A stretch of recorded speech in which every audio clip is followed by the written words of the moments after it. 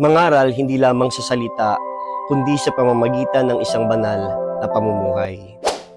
Ipinagdiriwang natin ngayon ang kapistahan ni Santo Domingo de Guzman, ang nagtatag ng Order of Preachers o mga Dominikano. Kilala siya sa kanyang malalim na pagmamahal sa Diyos, masigasig na pangangaral ng Ebanghelyo, at walang sawang pagtatanggol sa katotohanan ng pananampalataya. Itinuro ni Santo Domingo na ang tunay na pangangaral ay nagsisimula sa panalangin, pag-aaral ng salita ng Diyos, at pamumuhay ng may kababaang loob at kabanalan. Isa rin siyang masugid na tagapagtuguyod ng debosyon sa Mahal na Birheng Maria, lalo na sa pananalangin ng Santo Rosario bilang daan sa pagninilay sa buhay ni Kristo. Naway tularan natin ang kanyang halimbawa na maging mga saksi ni Kristo sa ating pamilya, pamayanan at simbahan sa pamamagitan ng ating mga salita, gawa at pamumuhay. Narito ang ilan sa mga pinakakilalang paglalarawan ni Santo Domingo de Guzman. Makikita sa mga ito ang kanyang mga tradisyonal na simbolo.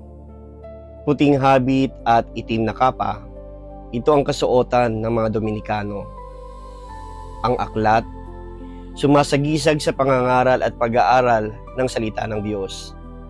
Ang liryo o lili, tanda ng kadalisayan at kabanalan. Ang bituin sa noo, ayon sa mga tradisyon, lumitaw ang isang bituin sa kanyang binyag bilang tanda ng kanyang magiging misyon. Asong may dala ng sulo, mula sa isang sinaunang tradisyon na sumasagisag sa mga Dominikano bilang mga aso ng Panginoon, Domini Canes, na nagdadala ng liwanag ng Ebanghelyo sa mundo.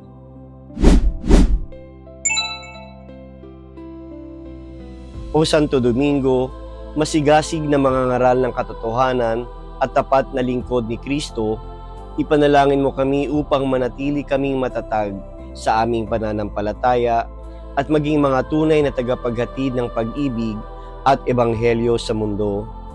Amen. Santo Domingo de Guzman, ipanalangin mo kami.